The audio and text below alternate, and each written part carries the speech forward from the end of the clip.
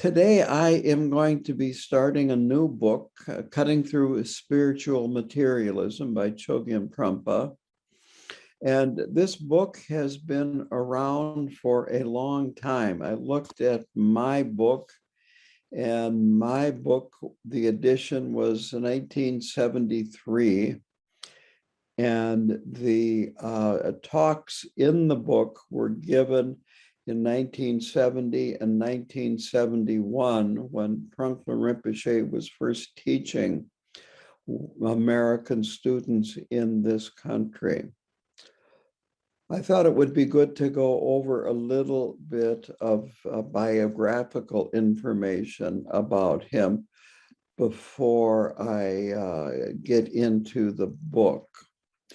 So he was born in 1940 in Tibet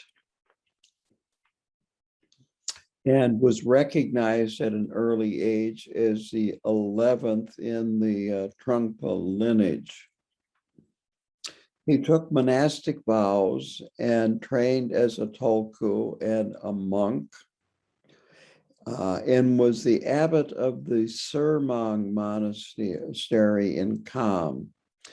And Kham is where a lot of, but not all of, but many of the great Kagyu masters have come from. Khenpo Karta Rinpoche, Trangu Rinpoche, both of them are from Kham, and many others. He fled Tibet. In fact, there is a book of his out there that talks about that. And very early on in his life as a refugee, he ended up in England in 1963, and there he studied Western art and culture at Oxford. And from there, then he left and went to Scotland and founded Samye Ling. And then in 1971, he came to the United States.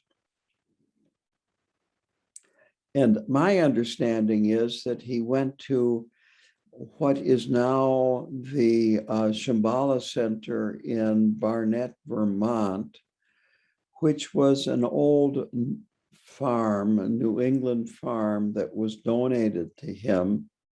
At that time, they called it the Tail of the Tiger. Now, I cannot vouch for this,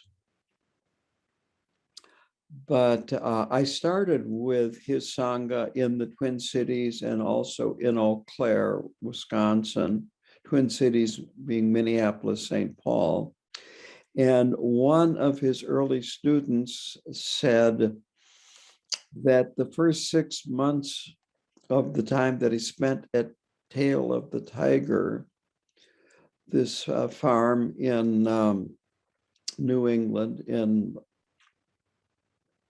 I believe it is in Vermont, that he just did not teach. He observed his students, trying to figure out them. And again, this is just a hearsay story that I heard, but I am going to add this, that when you read his teachings, I never met him, I never received teachings from him, but he obviously understood his students very, very well. And he obviously had a very good comprehension of the English language and Western culture. And I'm sure a lot of that came from his studies at Oxford, as well his time here in the United States. He taught in English all the prayers were in English,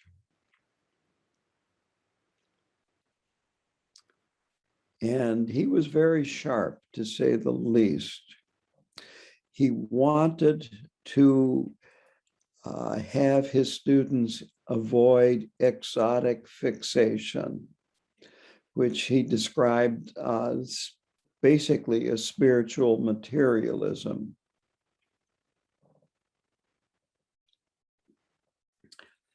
And his students felt that he was speaking to them personally. And many of them felt that Trungpa Rinpoche was a very powerful teacher, and they had very powerful experiences being his student. Now, one observation that I am going to make, that perhaps some of you made this too, is when you read his talks, like those in this book, he taught in such a way, and he talked in such a way where he did not get down to very, very specifics. He talked a lot of times in generalities and in metaphors and so forth, which allowed your mind to fill in a lot of material. And I personally felt when I studied him for the first time, as well as this time, that a lot of what he was talking about, I could relate to very personally. Now, among his accomplishments, first of all, he founded a Vajradhatu, which was a Buddhist organization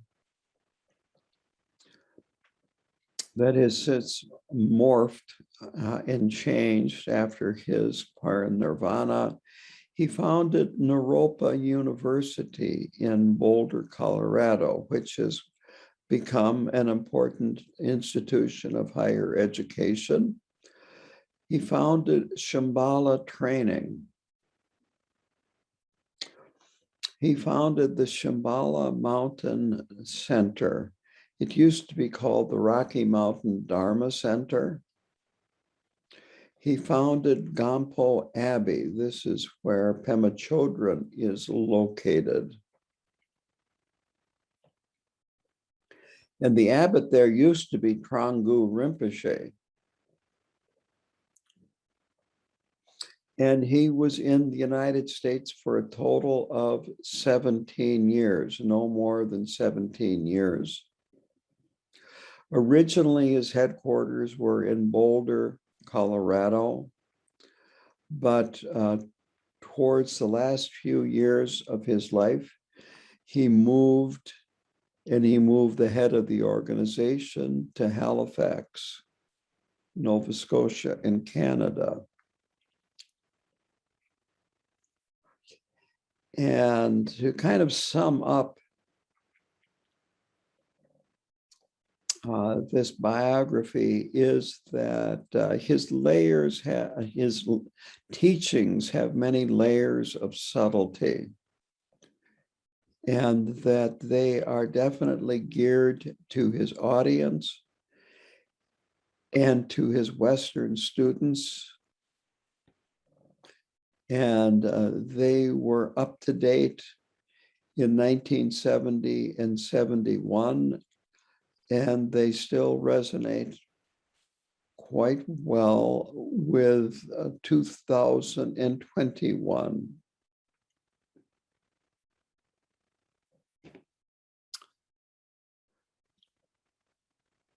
So with that introduction, I'm going to go to the actual introduction of the book. And these talks were given in Boulder at Karma Dzong, which which became his headquarters.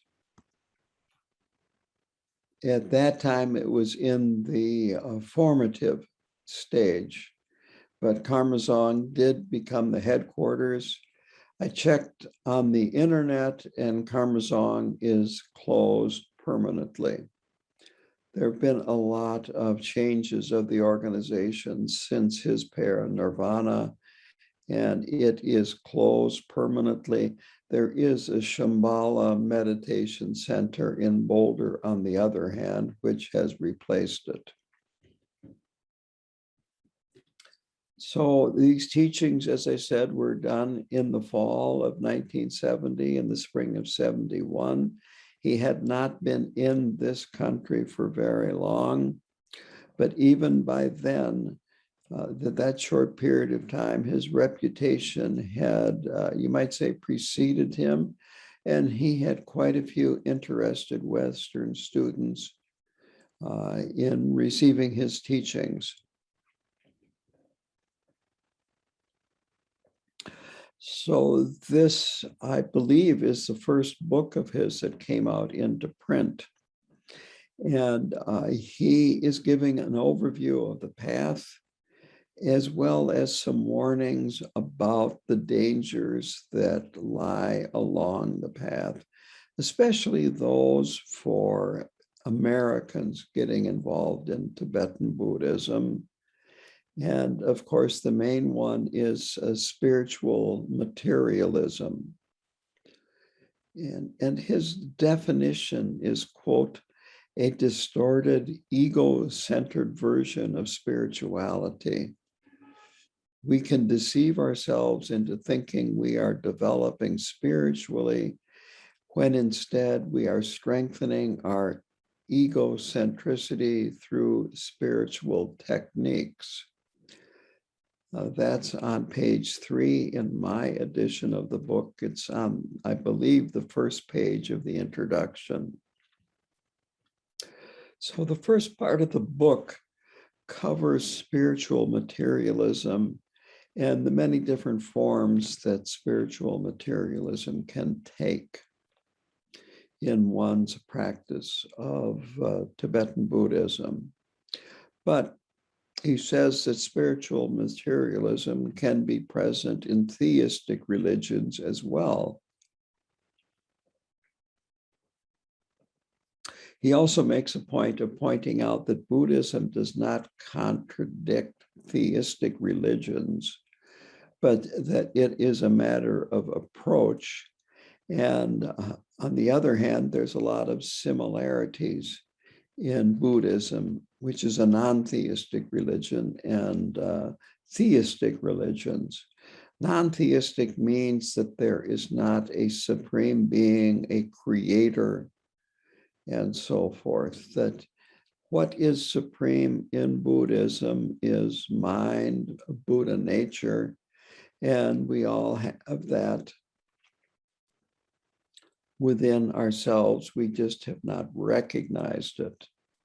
So there is not a supreme being or creator that is outside of us and separate from us. The Buddhist approach to spirituality is to cut through our confusion and uncover the awakened state of mind, which again is always present. Enlightenment is the goal, and it is permanent. And the reason it is permanent is we haven't created it. If we had created it, it would be impermanent. Whatever is born dies, whatever is created ceases. So if it is due to causes and effect, then it is impermanent. It's also not absolute for that very reason, too. If it's impermanent, it's not absolute.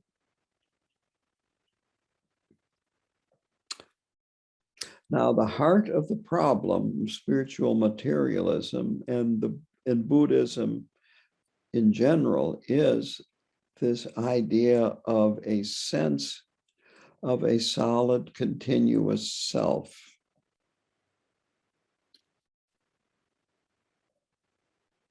And he says that this sense of self is actually a transitory event with the emphasis on event, but we struggle to maintain it and enhance it. We experience threats that threaten to expose this transitory nature. And we panic. So the question is, why do we do this? Why do we take so much care of this self that really has no inherent existence? And the reason is, he explains, that we consider our dualistic view of self and phenomena to be real and to be the only real world, that there could not be anything else besides this. And so suffering and dissatisfaction arise from this struggle. On the other hand, this dissatisfaction and this struggle can be the cause for examining our suffering. It can be, if we kind of touch this suffering in our lives, in our minds, and then examine it and see what's going on and why and so forth. Now, this part is good because, quote, since there is always gaps in our self-consciousness, sometimes insight is always possible. So while this confusion is very deep, this delusion or illusion is very deep and long-lasting. It is not continuous. There are gaps. And when we have these gaps, we have the opportunity to have some insight into what's actually going on. And with the insight, we have the possibility of traveling the path and eventually becoming liberated. He then goes on to talk about the three lords of materialism. And I have not run into this in other places.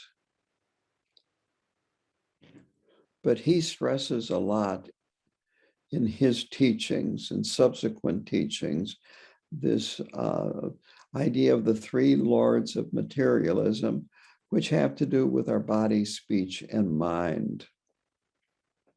So his teachings on the three lords of materialism describe the functioning of ego, how our ego works, how it deceives us, or how we are deceived by it. So materialism and neurotic are used throughout the book. So here in the beginning, and he wrote this introduction, by the way, he refers to them, materialism and neurotic, as actions of the ego, and defines the Lord of form as, quote, neurotic pursuit of physical comfort, security, and pleasure.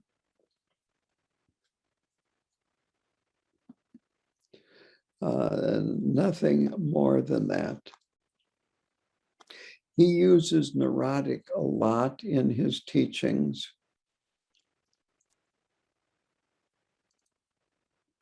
But basically what it means is that we are under the misconception that there is a solid, permanent self, that we are deluded. His idea of neurosis is that we are deluded. We're not so you might say mentally ill that we're psychotic or having hallucinations, but our interpretation of what is going on in reality is very, very neurotic and delusional. So this neurotic preoccupation with self is what drives us to create a predictable, a manageable, a safe, a pleasurable world.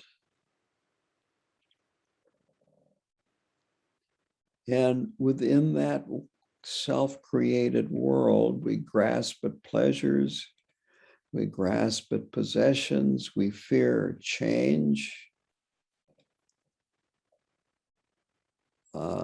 We try to create a nest. He uses the word playground also. He uses nest and playground. He talks a lot about how we Westerners are constantly looking for entertainment and diversion. And I think that's what he is referring to here by a playground.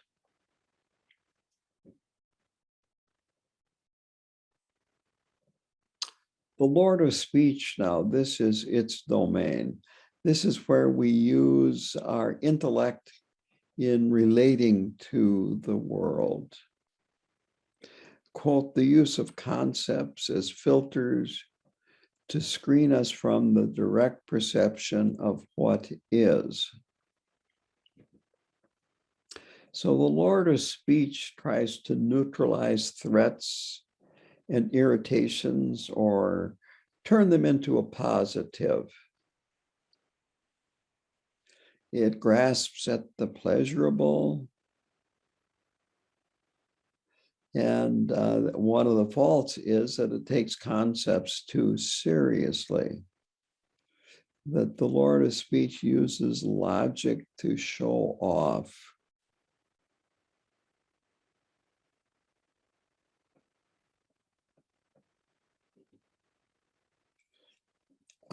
And to show itself that it exists. And the logic is that if you exist, then I must exist. If my car exists, I must exist.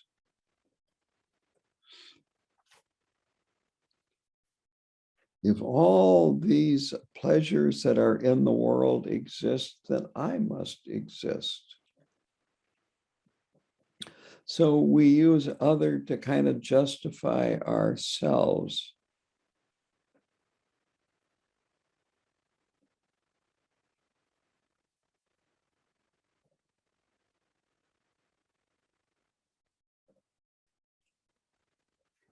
And the Lord of Mind, then, the third of these three lords of materialism, this is the effort of consciousness to maintain awareness of itself,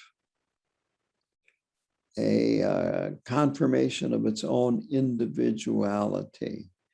And he uses examples of drugs, yoga, prayer, meditation, trances, psychotherapy, that there are lots of ways that we can use these things to solidify this idea of a permanent self. So the true Buddhist path leads to eliminating ego rather than strengthening the ego or proving ego. And of course, ego doesn't want to be eliminated. So it's very easy to go into the direction of spiritual materialism. And the problem with this, of course, is that spiritual materialism makes it very, very difficult, very unlikely that you will have any spiritual attainment.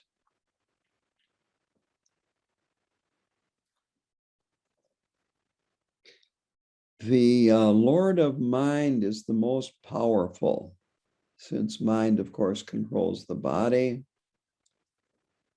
But the other two can also have significant influence on our spiritual practice.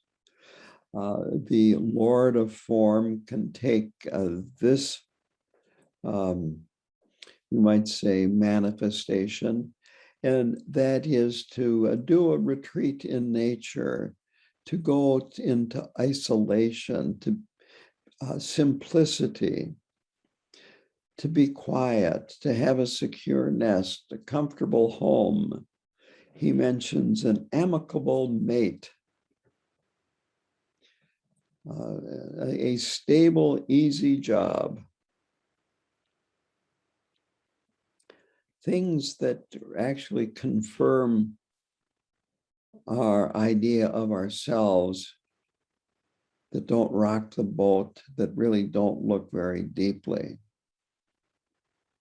Certainly a retreat out in a natural setting can be very beneficial, but also it can be a manner of just strengthening our ego, our spiritual materialism. So we really need to examine our activities for what's going on, our motivation, and what is the result. He then goes on to discuss meditation, and he gives a very interesting description of meditation. It's a little bit unique. Again, he taught in a very unusual form to Westerners. So here, he begins this section by mentioning that if we free ourselves from the domination of these three lords of materialism, that we must cut through layer by layer the elaborate defenses that these three lords have put up. And so he asks the question, well, how are we going to be doing this? And his response is that the Buddha used meditation to find answers. Instead of struggling to find answers, he said, meditate. This, what he calls sane, awake quality of our mind that is inside of us all the time, only manifests without struggle. So he talks about meditation as being as opposed to doing, that we spend our whole lives doing things, but the purpose of meditation is to be, to let ourselves be.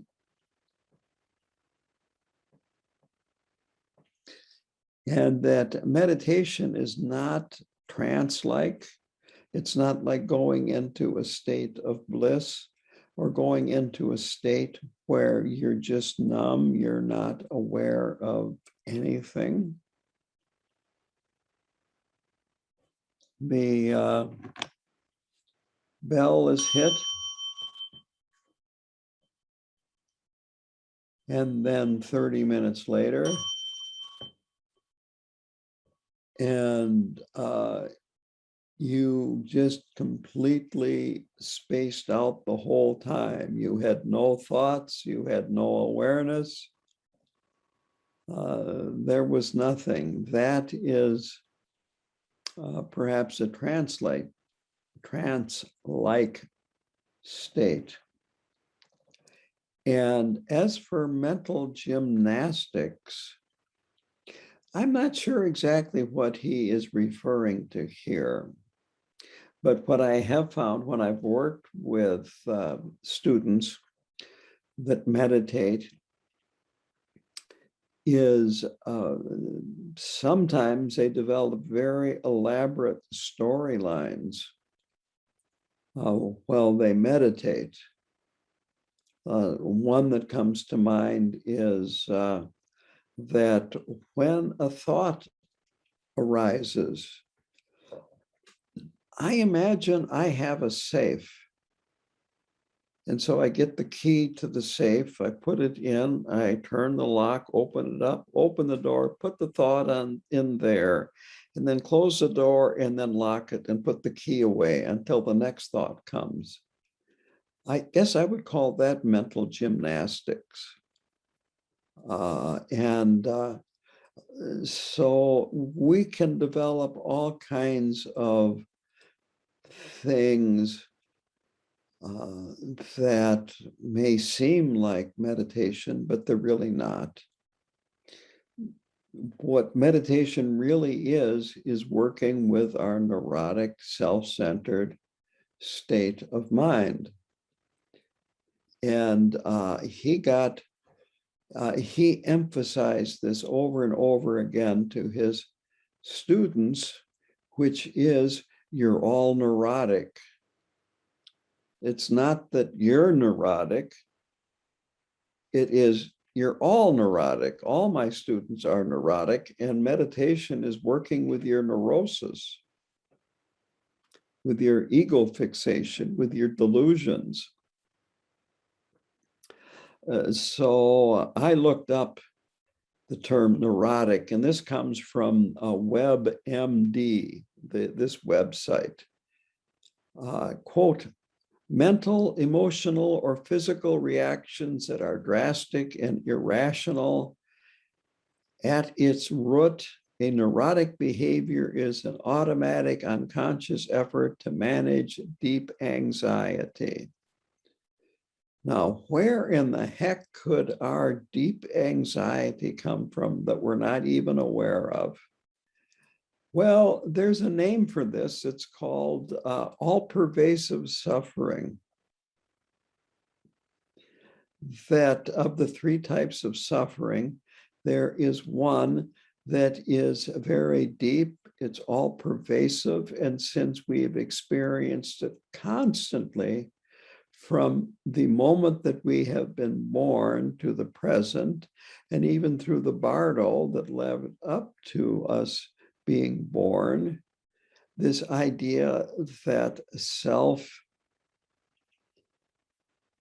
is not possibly real, might possibly have cracks in it that we have to defend and so forth.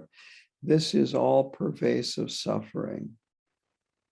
I think the Germans use the term Angst. Again, I'm not positive about that definition. There might be some of you that have a better grasp on it than I do. But the idea of this all-pervasive suffering is this cause for neurotic behavior, automatic, unconscious effort to manage anxiety. So meditation is getting to know our neurosis. It's making friends with our neurosis. It's getting to know these patterns of neurosis.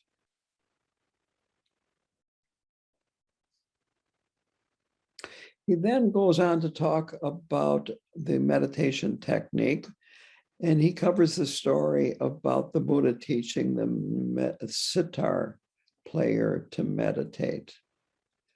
And the idea is that a sitar has, I think, something like 52 strings on it, and they all have to be tuned so that they give you the relationship to each one. I'm not sure if harmonious is the proper term to use. I'm not a musician and certainly not a sitar player, but I'm going to use harmonious. And the way the sitar player, the Buddha asked, how do you tune your instrument? He said, well, I pluck the string and then I turn the stick, and make sure that it's not too tight and not too loose. And the Buddha said, quote, "In your meditation practice, you should not impose anything too forcefully on your mind, nor should you let it wander." This is his definition of not too tight, not too loose, not too forcefully, yet don't let the mind wander.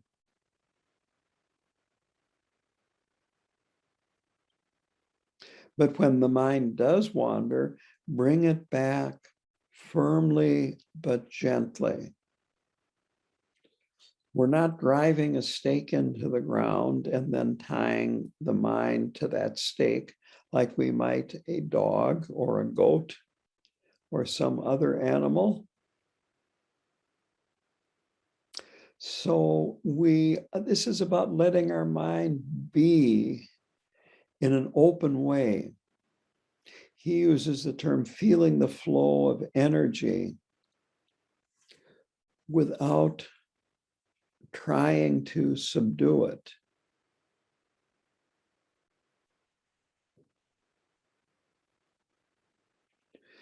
And without letting it get out of control.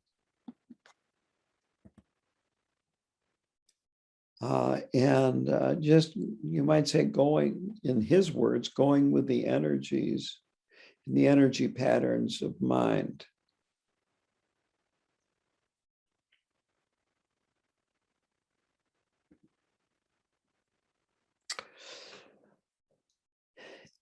He continues by saying that discursive thoughts are ego's first line of defense.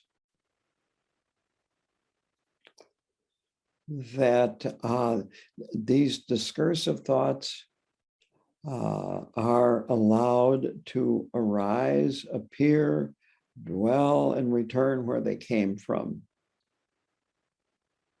We don't try to stop them. We don't try to alter them.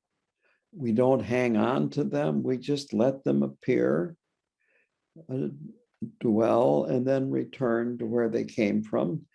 And when we are able to do that, they become the expression of the precision and clarity of the awakened state of mind.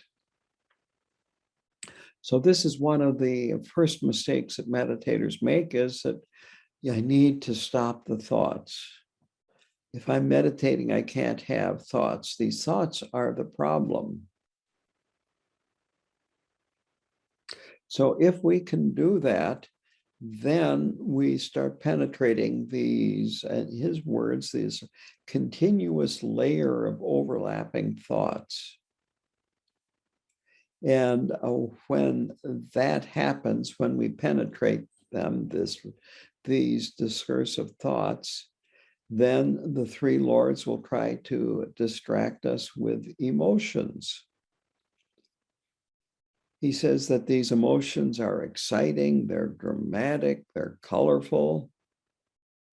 And he said, usually they succeed in distracting us. But as meditators, what we have to do is neither encourage nor repress them. Just let them be, see them clearly. Don't allow them to distract or entertain. And if you can do that, they become, quote, an inexhaustible free energy. And he says, a source of egoless action. Now, the next layer is concepts. If we have been able to penetrate the discursive thoughts, subconscious gossip, then there are the emotions, and if we are able to let that be, then come labeling things and labeling phenomena.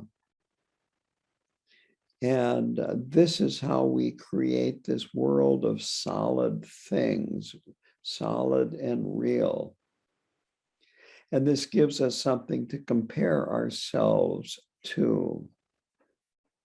This consists of our likes, our dislikes, big, small, hot, cold, the whole relative world that we inhabit. And he reminds us that solid things, or what we think are solid things, are made of parts. And the parts are made of smaller parts, all the way down to the subatomic level, where even modern physicists can't find anything solid, that things are constantly changing. So, quote, meditation involves seeing the transparency of concepts. And when we do that, then these concepts can't serve us by solidifying things. And then what we observe becomes an act of discrimination. If you remember, they are the 5 Buddha families and 5 wisdoms, and one of them is discrimination awareness wisdom, seeing the differences of things in their totality, but it's seeing also that they are not different and separate. He finishes up this chapter by saying that the Buddha discovered through examination of thoughts, emotions, and concepts, and other, quote, activities of the mind, end quote, we don't need to be subject to the 3 lords of materialism. We don't need to struggle to prove our existence. That the true spiritual path, quote, is the process of transforming the materials of mind from expression of ego's ambition to the expression of basic sanity and enlightenment through the practice of meditation. The comment was made that the Lord of Speech was talking about lists, and yet Tibetan Buddhism is totally full of lists and what's going on. And these lists go way back to India. A lot of them started with the Buddha. A lot of them came up by great masters in the past after the time of the Buddha. But these are not lists that have been developed because Westerners need lists more than Tibetans or Indians or Chinese and so forth. It is the way that it is taught. And again, it is useful in helping to understand a lot of this. Also, this is my own speculation, it's humbling. Because no matter how much you memorize and learn, there's always more. You have not mastered it. You cannot master it. You could look at it a bit like an IQ test, where an IQ test, it is like, at what point do you drop out and quit answering it because you've reached your limit? And but ultimately, of course, a fully enlightened being realizes that the whole thing is just all made up. that the truth is totally beyond conception, and all of this conception is just delusion, but it is a useful tool to help us get to the point of seeing our delusionary patterns and neurotic responses and so forth. I'm trying to think of a good analogy. Maybe it would be like in the cartoons where, and I can't think of a particular cartoon, that the character wants to get over to somewhere else. And so they draw a bridge, which they then cross over. And then when they look back, there's no bridge. A road runner running after Wile E. Coyote. And suddenly he's out in the middle of the air, 30 feet from the cliff. Or is it it's Wile E. Coyote that is out 30 feet from the edge of the cliff. And he looks down and he looks up and then he starts to fall. But eventually you realize that all of this is just tools. It's just things that we use to get to the other side. And when we get to the other side, we realize that we were always there, and this was totally useless. Here's another example, and this is definitely a Buddhist example, that the teachings are the finger pointing at the moon. And that if you're going to actually see the moon, if you're going to actually experience the moon, you have to quit looking at the finger.